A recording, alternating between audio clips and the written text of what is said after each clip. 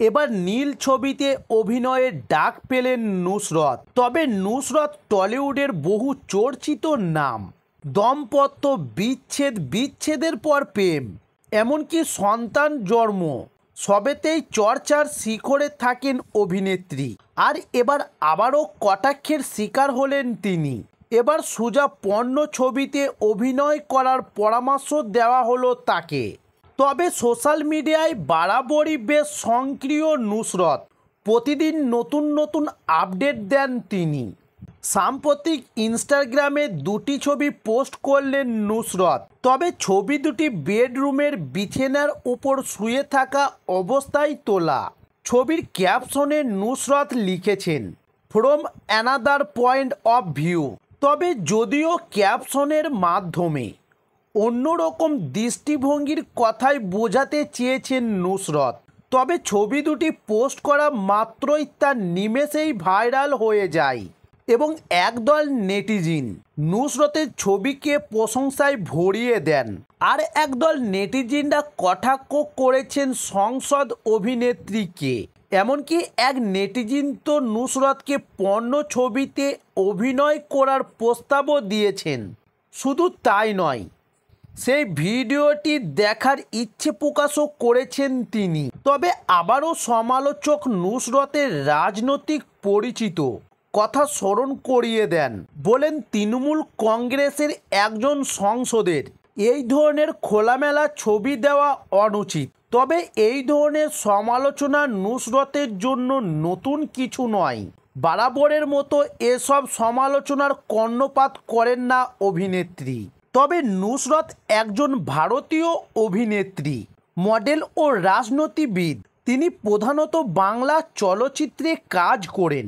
2019 সালে তিনি সক্রিয়ভাবে রাজনীতিতে জড়িত হন এবং তৃণমূল কংগ্রেসের প্রার্থী হিসাবে বসিরহাট কেন্দ্র থেকে লোকসভা সংসদে নির্বাচিত হন এবং 2011 সালে মুক্তিপ্রাপ্ত শত্রু চলচ্চিত্রের নায়ক জিতের বিপরীতে নায়িকার ভূমিকায় অভিনয়ের মাধ্যমে তিনি বাংলা চলচ্চিত্র জগতে পা রাখেন।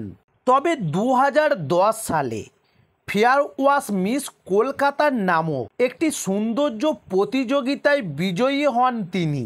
তার সৌন্দর্যের কারণে তিনি মডেলিংয়ের সুযোগ পান।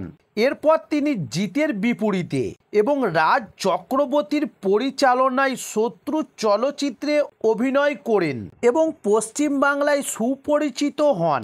এরপর প্রায় 2 বছর পর মুক্তি পায় দেবের বিপরীতে এবং রাজীব বিশ্বাসের পরিচালিত তার দ্বিতীয় চলচ্চিত্র খোকা 420। তবে এই চলচ্চিত্রটি অত্যাধিক জনপ্রিয়তা তাকে সাফল্যের অন্যতম শিখরে নিয়ে যায়।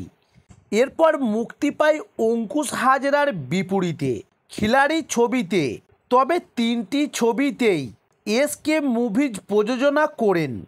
তবে এবার জানুন নুসরতের ব্যক্তিগত জীবন সম্পর্কে।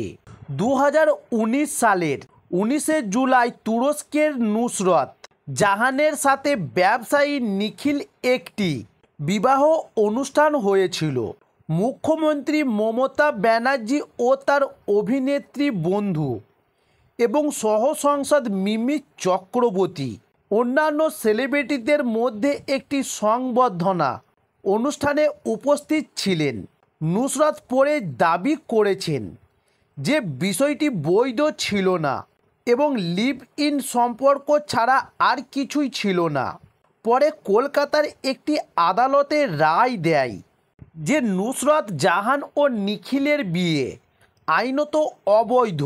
তবে নুসরত জাহান অভিনেতা যশ দাশগুপ্তর সঙ্গে তার সম্পর্ক শুরু করেছিলেন, কিন্তু তাদের বৈবাহিক অবস্থা 2021 সালে ডিসেম্বর পর্যন্ত অজানা থেকে যায় এবং 2021 সালে আগস্টে তিনি কলকাতার একটি বেসরকারি হাসপাতালে একটি ছেলের জন্ম দেন।